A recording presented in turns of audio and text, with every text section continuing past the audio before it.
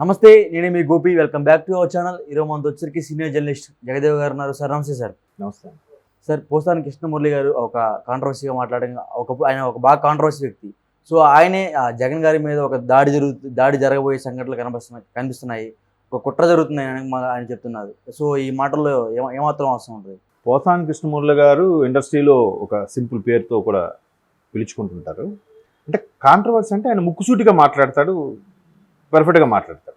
అయితే ఈ మధ్య కాలంలో ఆ ముక్కుసూటితనము, పెర్ఫెక్ట్నెస్ అనేది ఒక వ్యక్తికి లేదా ఒక వ్యవస్థకి ఫేవర్గా ఉండేలాగా మారిపోయింది.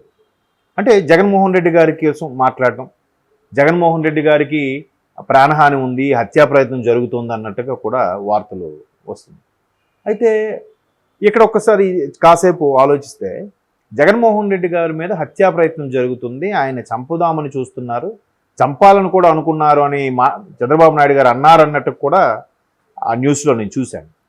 చంద్రబాబు నాయుడు గారు దుర్మార్గుడు, ఇటువంటి నీచుడు, దీనికి వచ్చారు అని ఏవో పదాలు వాడారు తప్ప ఆయన చంపాలి ఆయన అన్నట్టుగా కూడా ఎక్కడ నేనైతే చూడలేదు.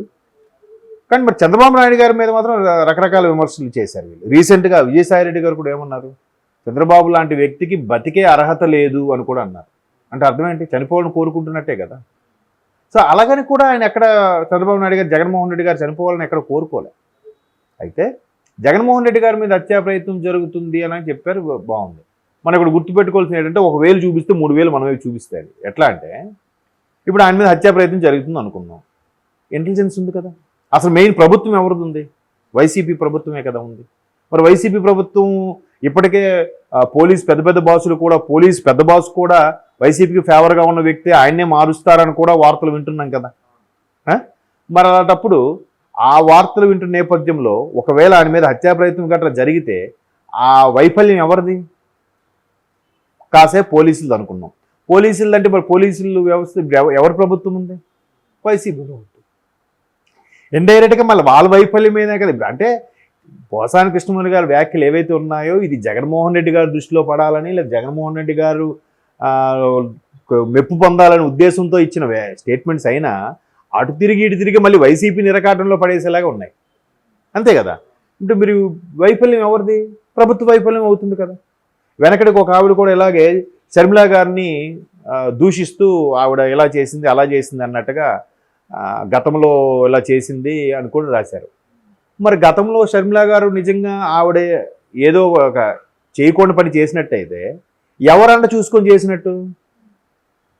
అయితే అన్నగారైన జగన్మోహన్ రెడ్డి గారు అన్న చూసుకొని చేసి ఉండొచ్చు, లేదా తండ్రి ముఖ్యమంత్రి కాబట్టి, నా తండ్రి రాజశేఖర రెడ్డి గారు బిడ్డను కాబట్టి నేను ఆ అధికారంతోనే చేసి ఉండొచ్చు. అప్పుడు అటు తిరిగి ఇటు తిరిగి ఇది ఎవరికి వస్తుంది? రాజశేఖర రెడ్డి గారి చెడ్డ పేరు. అది మీరు వీళ్ళు ఆలోచించరేంటి? ఎంతసేపు జగన్మోహన్ రెడ్డి గారి దృష్టిలో పడాలి, ఆయన మెప్పు పొందాలి, ఆయన ఏదో పదవి ఇచ్చేయాలో లేదంటే వారి దృష్టిలో ఇదేవాలని అనుకునేటప్పుడు ఇవన్నీ వాళ్ళకి అనుకోకుండా జగన్మోహన్ రెడ్డి గారి మీద ఇంపాక్ట్ అవుతుంది. 1000 చూపిస్తే 3000 మన వైపు చూపిస్తుంది. అవునా కదా. అంటే ఇది ఇప్పుడు రాజుగారు పెద్ద భార్య మంచిది, నీకు ఇష్టం లేకపోతే అభిమానం, పౌడు ఎంతసేపు చిన్న భార్యని పట్టుకుని నానా మాటలు తిట్టడం ఎందుకు? ఈవిడ గురించి పౌడు, ఈవిడ మెప్పు పొందడానికి ఆమె దేవత, ఇంద్రుడు, చంద్రుడు అను పర్వాలేదు. ఆవిడ దృష్టిలో పడాలని చెప్పి చిన్న భార్యని ఎందుకు తిట్టడం?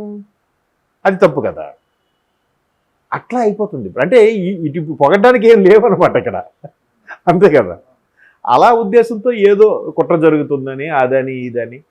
మొన్న కూడా ఒక ప్రైవేట్ ఛానల్కి ఇచ్చిన ఇంటర్వ్యూలో కూడా జర్నలిస్టులు అందరూ అడుగుతుంటారు కదా, అన్నప్పుడు కూడా వాళ్ళు అడిగిన దాంట్లో, ఈయన చెప్పిన దాంట్లో వాళ్ళు అడుగుతుంటే, నన్ను డైవర్ట్ చేసేస్తున్నావు, నువ్వు వినట్లేదు నా మాట, నేను మళ్ళీ మర్చిపోతాను నేను అని చెప్పి ఈయన ఏం చెప్పాలనుకుంటే అదే చెప్తున్నాడు తప్ప వాళ్ళు అడిగింది చెప్పట్లే. నేను అది అబ్జర్వ్ చేశాను. ఇప్పుడు ఆయన ఒక క్వశ్చన్కి ఒక ఆన్సర్ చెప్పాడు, అందులోంచి ఒక పాయింట్ తీసుకొని ఆ జర్నలిస్ట్ మళ్ళీ అడిగారు, సార్ మరి అలా అయితే దీన్ని ఎలా చూడాలి అని. వెంటనే నువ్వు చంద్రబాబు గారి ఫేవరెటా లేదండి వాళ్ళని అడుగుతున్నాడు ఆయన. మరి అలాంటప్పుడు అటువంటి వాళ్ళకి వెళ్ళద్దు, వాళ్ళకి చెప్పలేని పరిస్థితిలో ఉంటే అలాగే అడుగుతారు. ఇప్పుడు అందులో ఉన్న 10 మందిలో ఒకడు వైసీపీ ఫేవర్ ఉంటాడు, ఒకటి టీడీపీ ఫేవర్ ఉంటాడు, ఒక బీజేపీ ఫేవర్ ఉంటాడు, ఒక కాంగ్రెస్ ఫేవర్ ఉంటాడు. అసలు జర్నలిస్ట్కి ఎవరూ ఫేవర్ ఉండకూడదు, అందరూ ఒకేలా ఉండాలి. కానీ ఇప్పుడు వ్యవస్థ అలా లేదు కదా. ఎవరు యాజమాన్యం చెప్పినట్టు వాళ్ళు పనిచేయాల్సి వస్తుంది.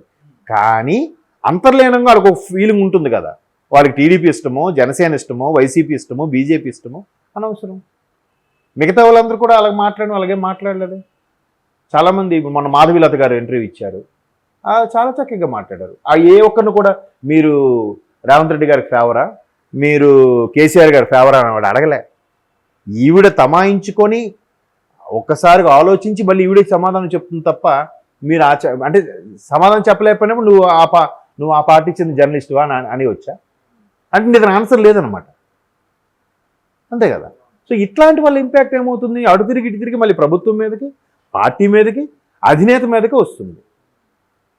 సో అదే ఇప్పుడు నెటిజన్స్లో కూడా ఉండే విషయం ఏంటంటే, పోసాని కృష్ణమురళి గారు బాగా మాట్లాడతారు, చాలా ఇదిగా ఉంటారు, బాగానే ఉంది. కానీ ఆయన అలా మాట్లాడడం వల్ల అటు తిరిగి ఇటు తిరిగి మళ్ళీ వైసీపీ ప్రభుత్వం, ఇప్పటికే ప్రభుత్వం మీద చాలా డ్యామేజ్ ఉంది, వ్యతిరేకత ఉంది పూర్తి స్థాయిలో.